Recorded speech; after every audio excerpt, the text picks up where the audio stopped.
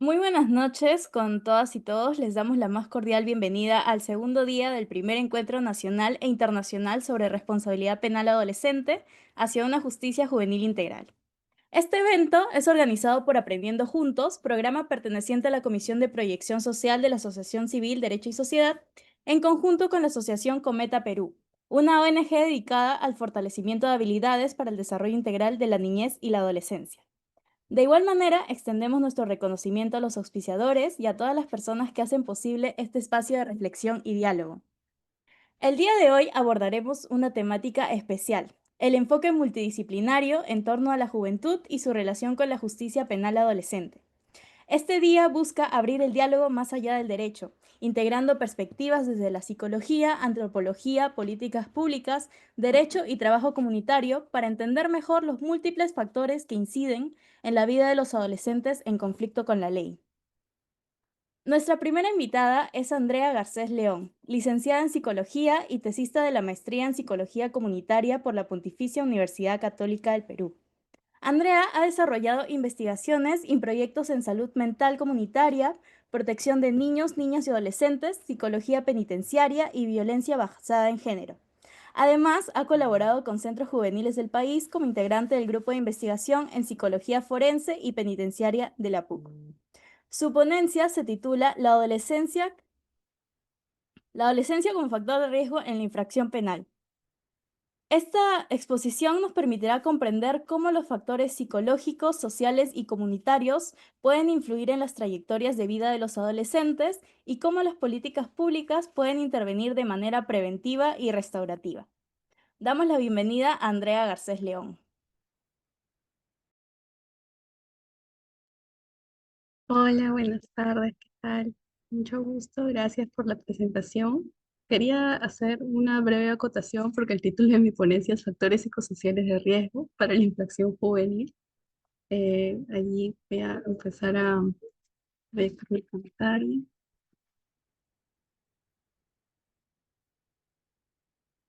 Entonces, y justamente el día de hoy, en representación del Grupo de Investigación en Psicología Forense y Penitenciaria, quería compartir con ustedes un poco de las investigaciones y los proyectos que venimos haciendo en relación a cuáles son los factores psicosociales que podrían estar aportando para que los jóvenes se vean en mayor riesgo de realizar infracciones o de reincidir en esas infracciones, considerando también en específico el cruce con la etapa de la adolescencia que están atravesando.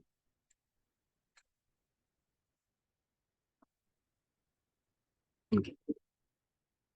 En primer lugar, nos enfocamos desde el marco de la multicausalidad, que es bastante conocido en cuanto a las infracciones y los delitos, y este nos explica que los delitos no se deben a una única causa, sino que tiene diferentes factores que aportan a su generación en las personas que pueden estar presentes en mayor o menor medida, algunos en algunas personas, otros en otras personas. Estos podrían ser, por ejemplo, características de la formación de las creencias, de la propia personalidad, la crianza que han atravesado, el contexto social o el acceso a servicios públicos como la educación, la salud, la calidad de estos servicios también, y también las condiciones económicas o culturales que podrían estar presentándose. Para abordar entonces, o sea, ¿cómo hacemos para abordar cuando hay diferentes causas y no sabemos si en una persona existen unas causas más individuales o más sociales, más contextuales, más de la familia? Por eso se han generado diferentes teorías del abordaje de la infracción para poder justamente acercarse a estas distintas situaciones de vida, ¿no? Una de ellas es el modelo del buen vivir, por ejemplo, que se centra en los casos en los que las personas han cometido infracciones porque no pueden cubrir sus necesidades primarias y por lo tanto se enfoca en un trabajo para poder que las personas puedan desarrollar competencias y capacidades que les permitan al salir del internamiento poder cubrir esas necesidades a partir de esas capacidades desarrolladas y también identificar metas personales que estén orientadas a la búsqueda de un buen vivir, ¿no? Esto está pensado en el contexto de muchas personas que viven en situaciones con limitaciones personales o desventajas del medio ambiente y que por lo tanto puedan desarrollar estas competencias como factor de resiliencia ante ello. Pero también tenemos otras situaciones en las que, además del contexto, pueden estar presentes otras experiencias de vida más específicas que pueden haber marcado al joven o al adolescente a lo largo de su niñez y su infancia, justamente generando puntos de inflexión y que van a formar su carácter, sus creencias, sus decisiones, sus actitudes y van a generar mayor propensidad a poder cometer infracciones, ¿no? Estas son las teorías sobre el curso o las trayectorias de vida y nos explican que hay algunas trayectorias comunes, algunos patrones comunes que se suelen presentar ante algunos delitos. Eh, Tenemos, por ejemplo, el hecho de que sabemos que no todas las personas que han sido víctimas de abuso o negligencia cometen delitos, pero cuando vemos las personas que han cometido delitos ligados al abuso o la negligencia, muchos de ellos sí han sido víctimas de ello antes. Entonces, hay algunas situaciones críticas que se ven de forma común presentes en las personas que han cometido algunas infracciones en específico. Eso también nos ayuda a distinguir entre victimarios crónicos y transitorios. Muchos de los adolescentes en especial se encuentran en una situación de infracción primaria, es la primera infracción que han cometido. Es muy usual que haya adolescentes que sean victimarios crónicos, porque todavía no han atravesado tantas experiencias de vida. Ya cuando nos referimos al momento en el que las personas se encuentran privadas de libertad en los centros de juveniles, también es importante reconocer cuándo una persona va a tener éxito a lo largo de ese proceso de tratamiento y cuándo es posible que más bien se genere la reincidencia. Y ahí el clima social dentro del espacio de reclusión es clave. Las condiciones sociales que se generan dentro del centro son más valiosas de lo que a veces se cree. Las relaciones que se tienen no solamente con las personas significativas fuera del centro, sino también las relaciones que se forman dentro del centro juvenil. Se forman redes de soporte, se forman vínculos de apoyo con los educadores sociales, con los psicólogos y también con otros compañeros que pueden llegar a ser personas que sí generan recursos y redes de apoyo para estos jóvenes que antes no conocían y a veces se llegan a fortalecer o recuperar redes de apoyo también con las familias o con los vínculos externos. Entonces, también dentro del espacio de reclusión, se espera que se puedan desarrollar algunas condiciones individuales que permitan la adecuada reinserción, como la motivación para el cambio, esperanzas a futuro o también se puedan disminuir las vulnerabilidades. Eh, Nuestro trabajo se enfoca en ese sentido desde un enfoque comunitario en el que buscamos rescatar esa posibilidad de la formación de vínculos o redes y esa sensación de pertenencia para poder recuperar la agencia personal y por lo tanto orientar a una mayor posibilidad de éxito en el desistimiento del delito. Teniendo este marco en cuenta, cuando hablamos de adolescentes infractores, existen no solamente los factores individuales ni solamente los factores externos y sociales, sino que hacemos un encuentro entre ambos y nos vemos ante la situación de que los factores de riesgo suelen ser psicosociales. Para ello quería ejemplificarlo con un trabajo que hicimos desde nuestro grupo de investigación, que fue un diagnóstico de necesidades de jóvenes que estaban cumpliendo medidas de internamiento, específicamente en este caso por infracciones contra la libertad sexual. En nuestro diagnóstico participaron 37 jóvenes de 3 centros juveniles de nuestro país, eran de Huánuco, El Tambo, Marcabayo en Cusco y el Centro Juvenil de Lima. ¿Qué es lo que encontramos con esos adolescentes infractores? Justamente un reflejo de esa teoría que les mencionaba, ¿no? Bueno, primero para empezar, ¿cómo es que se están percibiendo a sí mismos en este momento en el que ya se encuentran recluidos en el centro juvenil? Se percibían como personas que estaban en una dirección de obediencia de las normas que estaban instituidas por el centro juvenil, que buscaban una nueva forma de vida, dentro de este espacio, con las normas, con los ideales del centro. Pero también personas que siguen teniendo vínculos con el exterior y por lo tanto tienen inquietudes propias de todo adolescente, de la etapa de la adolescencia. La adolescencia es un momento en el que las personas no solamente ya nos centramos en nuestros vínculos cercanos, que son nuestra familia, nuestros amigos cercanos, sino que también comenzamos a formar vínculos adicionales con otras redes que vamos conociendo, personas en nuestro barrio, nuevos amigos en la escuela, nuevas personas adultas con las que formamos vínculos y también empezamos a contrastar opiniones unas con otras. Ya no hay una sola verdad absoluta, sino que también estamos dispuestos a escuchar distintas opiniones, contrastarlas y formar la nuestra propia. Es parte justamente del proceso de la adolescencia poder empezar a hacer este razonamiento crítico. Y por lo tanto, los adolescentes dentro del centro juvenil también se encuentran atravesando este desarrollo psicosocial, ¿no?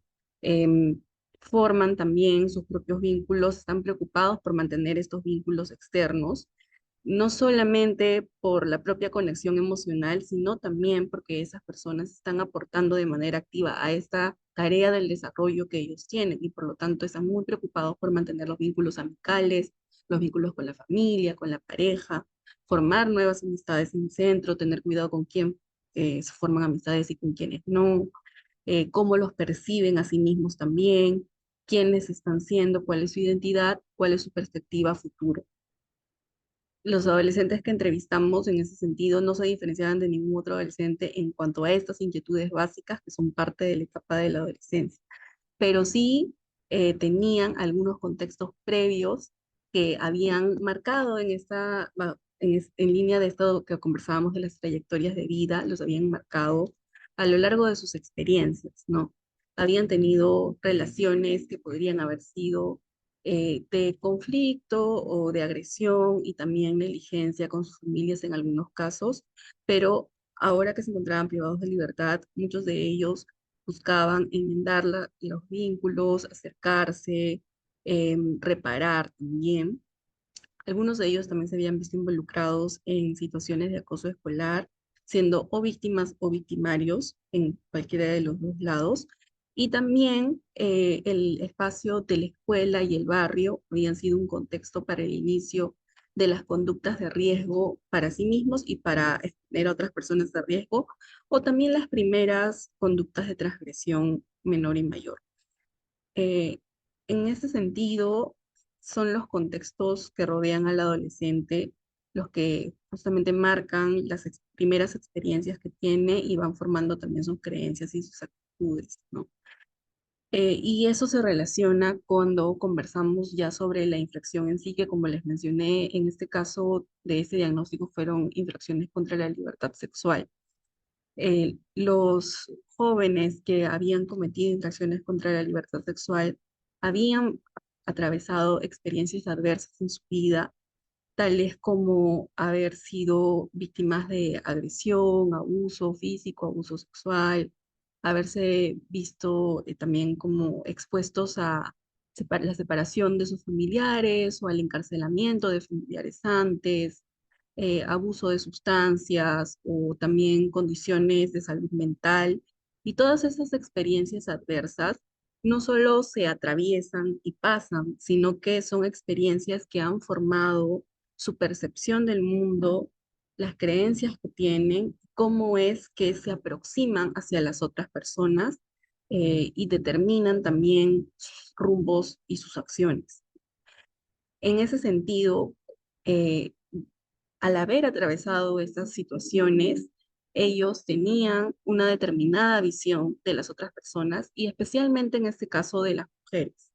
Los jóvenes que entrevistamos llegaban a minimizar o negar las infracciones hacia y las mujeres que habían cometido bajo distorsiones cognitivas que las posicionaban a ellas como personas que no se quejaban, o sonreían, o volvían hacia ellos, como una forma también de mantener una identidad clara y no posicionarse como alguien que había cometido una transgresión grave, porque como mencionamos en muchos de estos casos era la primera vez que cometían una infracción y por lo tanto estaban en una situación de reubicarse identitariamente y no posicionarse en una identidad de personas que transgreden los límites de otras. Y por lo tanto suceden estas minimizaciones y distorsiones cognitivas.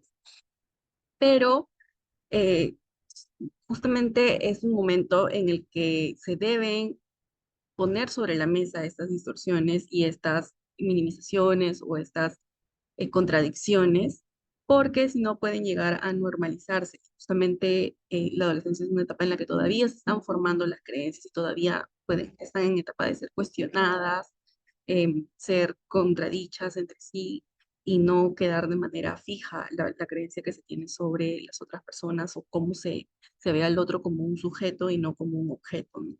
Entonces, en ese sentido, en muchos de los casos, los jóvenes no vivían la experiencia como algo normalizado, sino que tenían experiencias sentimentales ligadas a la culpa y por lo tanto tenían sentimientos disímiles o contradictorios en sí mismos.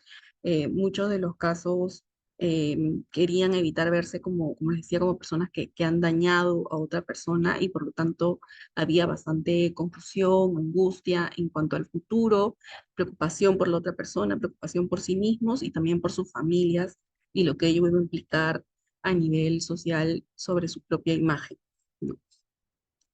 Em, Otra de las áreas de desarrollo importantes en la adolescencia es la sexualidad y la salud sexual.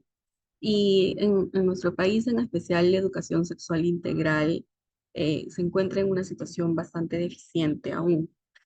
Los jóvenes que estaban en los centros juveniles, o están actualmente en los centros juveniles por infracciones sexuales, no están libres de esta educación, reciben esta misma educación y por lo tanto han recibido informaciones que están bastante centradas en la prevención de los riesgos, en la prevención de las infecciones infecciones de transmisión sexual o la prevención del riesgo de embarazo, pero siempre orientada desde lo punitivo, desde la restricción, y no reciben información sobre consentimiento, sobre respeto y sobre disfrute de la sexualidad libre y segura.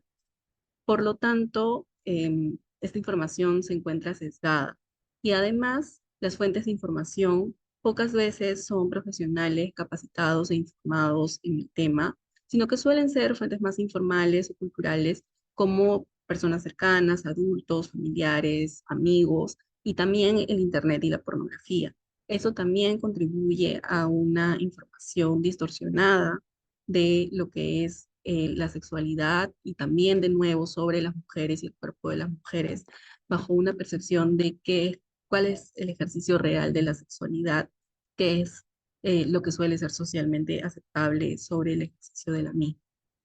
En, en ese sentido, nosotros encontramos que muchos de los jóvenes que se entrevistaron en los tres centros juveniles habían atravesado contextos de desarrollo que habían sido adversos para sí mismo, pero también contextos que habían favorecido versiones em, poco saludables de la percepción que se tenía de las otras personas y de las mujeres en específico, y por lo tanto estaban formando una percepción de sus compañeras, de sus amigas, que no era totalmente como un sujeto, como un par, sujeto de derechos, sino que se le estaba viendo como de forma objetificada.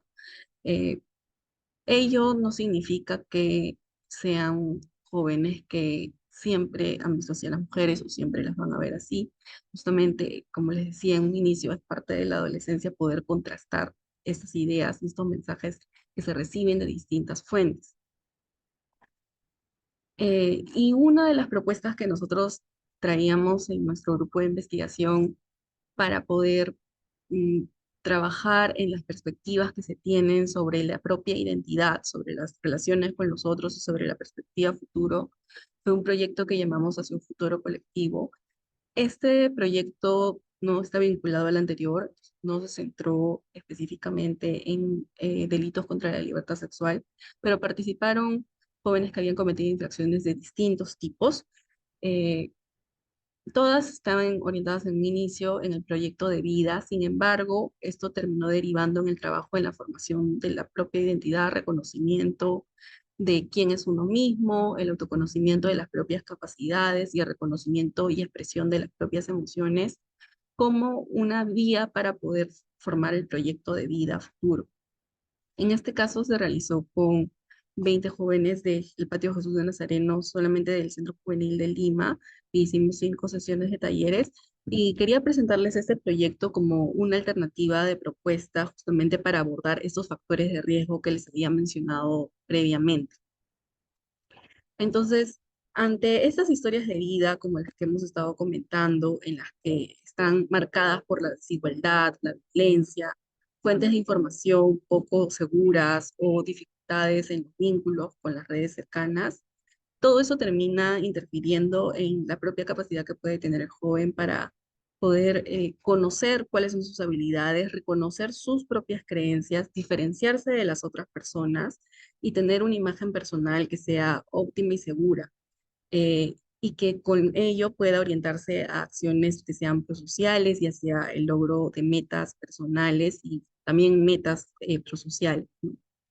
Ante eso, nosotras creemos que es pertinente que las intervenciones se destinen justamente al autodescubrimiento personal, a regresar a la formación de la propia identidad y a partir de ello poder promover la reintegración social. Muchas veces las intervenciones están orientadas a la idea de encajar en las normas sociales, encajar en las expectativas sociales, pero eso no permite la identificación genuina hacia adentro de quién es uno, qué es lo que quiere y en qué cree. Más bien nosotras proponemos esta mirada hacia adentro antes que la expectativa de el conformismo con normas externas. En ese sentido, nuestro proyecto em, tuvo como uno de los espacios más importantes eh, preguntarse de forma constante cómo nos estamos viendo, cómo nosotros mismos, cómo nos ven los demás y cómo nos gustaría vernos a futuro. Los jóvenes tuvieron la oportunidad de realizar dibujos sobre sí mismos y en ellos ubicar dentro cómo ellos se perciben, cómo también creen que las demás personas las perciben, pero también contrastarlo con cómo les gustaría que los vean. Los jóvenes que han cometido infracciones de distintos tipos eh, son percibidos muchas veces de forma negativa, con características negativas por el entorno externo, y no necesariamente es como quieren ser percibidos. En este espacio nosotros les dimos la oportunidad de poder también cuestionar esas perspectivas que se tienen sobre ellos y no verlos como marcadores fijos de su identidad, sino también animarse a proponer otras formas en las que les gustaría ser percibidos, ser vistos y también autopercibirse, viendo las diversas oportunidades que tienen a lo largo de su vida. También algo que hicimos cada una de las sesiones fue invitarlos a entrar al espacio indicando cómo llegaban ese día y cómo se sentían. Es usual en todas las personas que cuando nos preguntan cómo estás, nosotros decimos estoy bien. Nosotros los animamos a estos adolescentes a responder de otras formas alternativas y cada vez de una forma más genuina expresar realmente cómo estaban llegando al espacio sin un juicio de que se sintieran mal o se sintieran aburridos o no se sintieran con muchas ganas de estar participando o más bien sí se sintieran animados.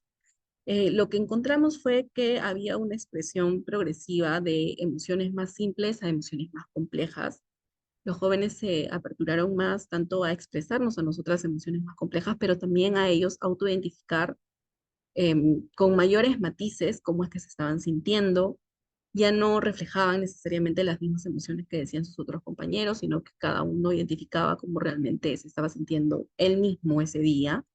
Y cuando hicimos una evaluación final, uno de ellos comentó, y quería acá citar este comentario, que con el taller me sentí importante que me pregunten cómo me sentía, ya que nadie se lo solía preguntar usualmente. Especialmente en el caso de las masculinidades, es poco frecuente hablar de las emociones porque no se asocia a lo masculino. Y por lo tanto también es un espacio para los jóvenes privados de libertad varones poder expresar cómo se están sintiendo en un espacio libre de juicios y permitirse conectar con esas emocionalidades. Otro de los aspectos que buscamos trabajar en ese taller fue el fortalecimiento del sentido de pertenencia y la capacidad del trabajo en equipo. Como les comentaba, la formación de las redes interpersonales y de los vínculos es una de las tareas de desarrollo principales en la etapa adolescente y en algunos casos los adolescentes sienten que esta formación de vínculos se ve estancada durante el tiempo que pasan en el centro juvenil. Los 2, 3, 4, 5 años que pasan ahí, perciben como si no pudieran formar nuevos vínculos, porque hay ese temor y ese cuidado de formar relaciones con otros jóvenes que también están por haber cometido infracciones. Entonces, lo que nosotros les animamos en este espacio fue a reconocer las cualidades mutuas que también pueden tener sus compañeros y a sentir que en este espacio también pueden formar estas redes seguras, estos vínculos y que también sus compañeros son personas con las que pueden trabajar en equipo. Así como tienen redes de apoyo en el exterior, también se pueden formar redes de apoyo con personas en el interior.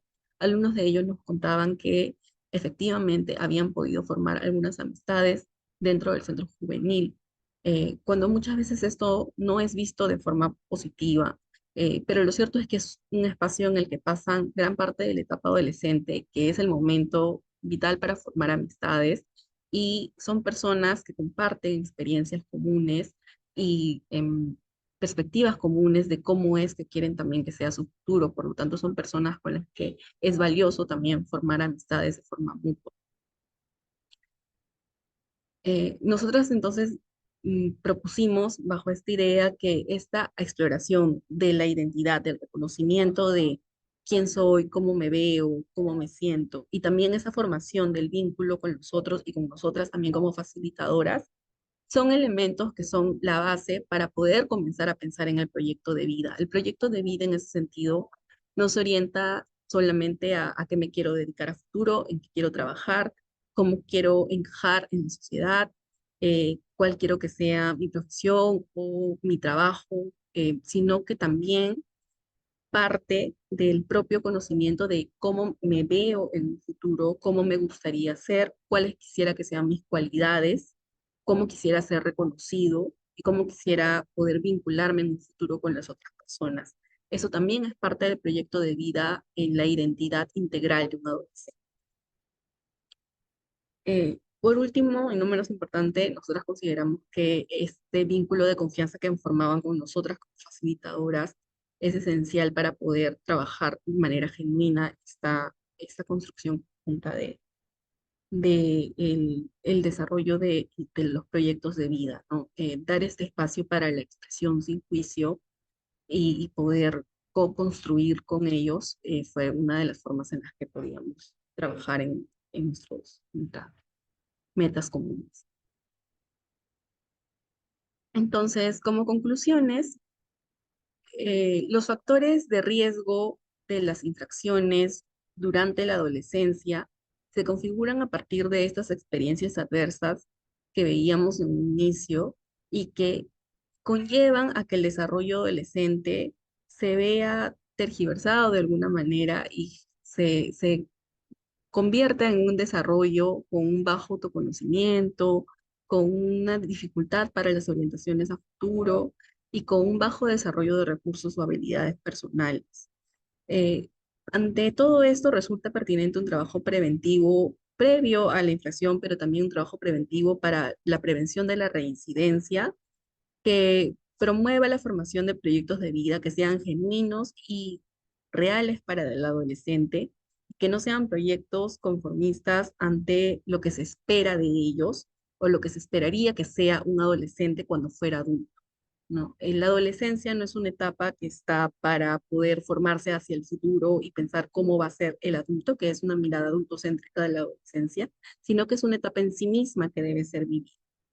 En ese sentido, los adolescentes que puedan formar proyectos de vida genuinos implican que acepten su identidad de forma integral, aceptando también las infracciones cometidas, la realidad, el peso y las consecuencias de esas infracciones, pero también las otras cualidades que estos adolescentes tienen y poder aceptar la convivencia de ambas áreas de sí mismo en su trayectoria de vida para poder conciliar ello y poder orientarse a futuro con nuevos vínculos más seguros y que realmente funcionen con lo que ellos desean para su vida.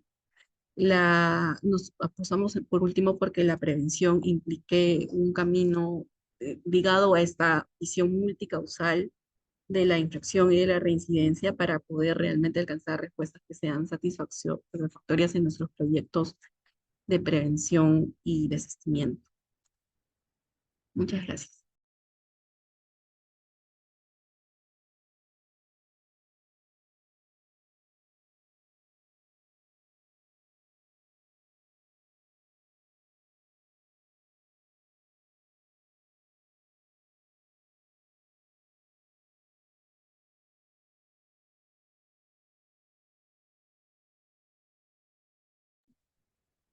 Agradecemos profundamente la valiosa intervención de la licenciada Garcés. Les recordamos a todas las personas que nos acompañan que pueden dejar sus preguntas en el chat.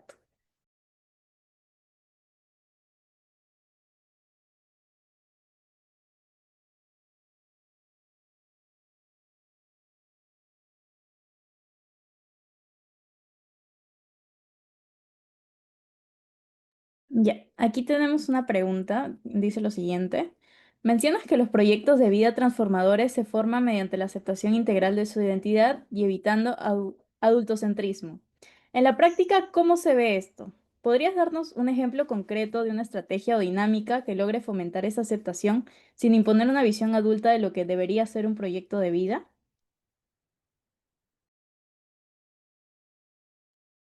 Sí, eh, muchos de los adolescentes que entrevistamos en el diagnóstico de las infracciones contra la libertad sexual, como les mencionaba, minimizaban o negaban las infracciones cometidas, muchas veces bajo la expectativa de proteger su propia identidad, proteger quienes creen que son, quienes quisieran ser o cómo quisieran ser vistos también. Pero esta minimización o esta negación eh, conlleva que no se acepte del todo la propia comisión de una infracción. En los centros juveniles, ellos trabajan con los psicólogos y con los educadores sociales en la aceptación de esta infracción. Y muchos de ellos, algunos no, llegan a aceptar del todo el haber cometido la infracción. Pero otra de las cosas que también pasa es que este tiempo dentro del centro juvenil se ve como un tiempo muerto o un tiempo de paso. Y como que la vida estuvo antes y la vida va a reempezar al salir. No se ve como parte de la vida en sí, sino como una pausa. Entonces, nosotros en ese taller, el segundo taller que les mencioné de proyecto de vida, los invitamos a hacer una línea de tiempo de su vida que también incluyera el paso por el centro. Esa fue una de las estrategias que nosotros utilizamos que implicaba no solamente las cosas que ellos sí quisieran recordar de su vida o a dónde quisieran verse, sino también lo que había pasado y que así ellos no lo desearan, formaba parte de su vida. El paso por el centro muchas veces no quiere ser visto como algo que está sucediendo o algo en lo que quieran pensar, pero invitarlos a gestionar estas emociones que se tienen hacia los centros juveniles, hacia la infracción y poder integrarlo como parte de su experiencia, es también una forma de prevenir la reincidencia, pero también una forma de tener por seguro em, una incorporación dentro de la trayectoria, ¿no? Entonces lo que nosotros hicimos fue dos cosas, lo de la línea de tiempo y también invitarlos a hacer, pues, hicimos hacer como un croquis, un mapa de cómo era el centro juvenil y cómo se ubicaban ellos, cuáles eran sus actividades diarias y conversamos un poco sobre cómo era su vida y su día a día en ese espacio, eh, justamente bajo la idea de que la vida sí estaba sucediendo en este espacio. Ujú. Muchas gracias por la respuesta. Aquí tenemos una pregunta más que dice, si tuviera que recomendar un cambio principal en cómo las instituciones educativas, judiciales, etcétera, abordan hoy el trabajo con adolescentes en riesgo, ¿cuál sería? ¿Qué elemento de adultocentrismo institucional es el más perjudicial?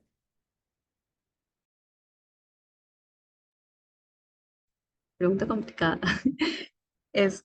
Sí, yo creo que hay varias cosas que se pueden trabajar desde los espacios, em, pero yo, o sea, creo que en muchos de los casos, desde el miedo que se tiene del mundo adulto, de que los jóvenes puedan cometer esas infracciones, estos riesgos, hay bastante negación, bastante restricción. No hagas esto, cuidado que puede pasar esto.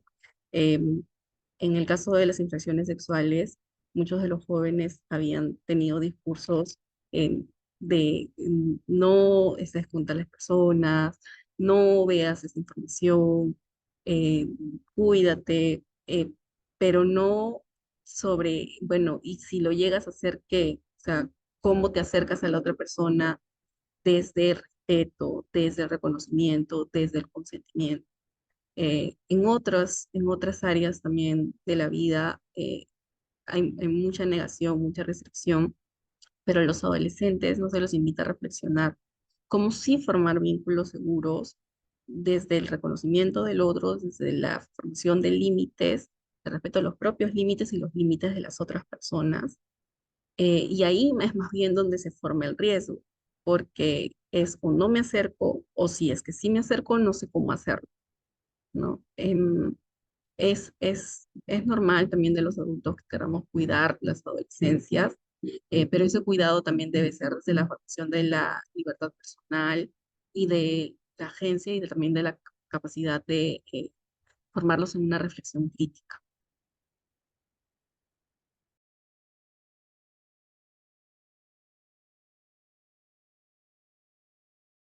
Muchas gracias. Una última pregunta de nuestros asistentes.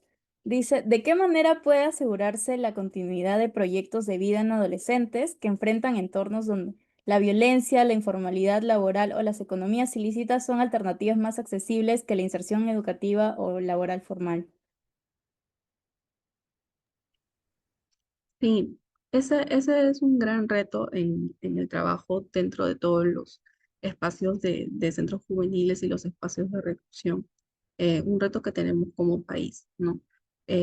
Los espacios dan muchas alternativas, también venimos proyectos externos a hacer trabajo, pero lo cierto es que el trabajo que se hace en los centros y el trabajo que hacemos de organizaciones externas tiene su límite en la estructura social que rodea a las personas, ¿no? Nosotros podemos trabajar mucho en formar capacidades, en formar agencias, en formar libertad de elección, pero esa libertad de elección termina donde se encuentran las oportunidades de vida. Entonces, nosotros em, animamos a los jóvenes a pensar en cuáles son sus alternativas, pero son las alternativas reales con las que cuentan, ¿no? Existen muchos casos de jóvenes que al salir no tienen otra alternativa más que regresar con los vínculos familiares o amicales con los que tenían, y especialmente si es que la familia también tiene una historia delictiva, es más difícil evitar reingresar en ese mundo y por lo tanto la reincidencia. Entonces, los proyectos de vida y la formación de estos proyectos y la formación y fortalecimiento de la agencia tiene que estar de la mano con el trabajo en las estructuras sociales que rodean a las poblaciones vulnerables de nuestro país. Muchas gracias. Reiteramos nuestro agradecimiento para la ponente Andrea Garcés León con su ponencia Factores de riesgo psicosocial en la adolescencia para la infracción penal.